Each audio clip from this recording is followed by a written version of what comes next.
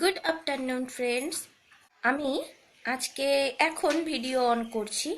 ঘুম থেকে উঠেছি একটু আগেই। এখন চা খাচ্ছি পুরি দিয়ে। মা ছাদে গেল, তাই যাব আমিও। নিচ থেকে দেখে এলাম 12টা বাজে। আমি দুপুরবেলা এখন ছাদের ওপরে। এগুলো সব আমাদের বাড়িতে ফুটেছে ফুলগুলো। এগুলো ঝিমটি।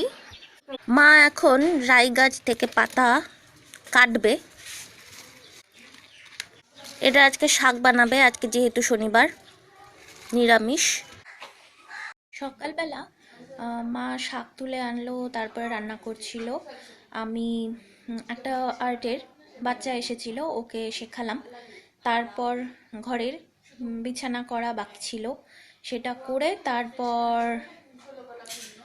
স্নান করতে গেলাম। এসে ঠাকুর প্রণাম করে খাবার খেলাম। এখন কালকে যেহেতু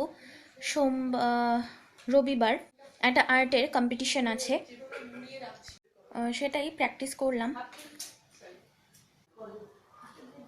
এটা তৈরি করব ভাবছি। এখন চা খাচ্ছি, বার পুজো দিতে মন্দিরে যাব।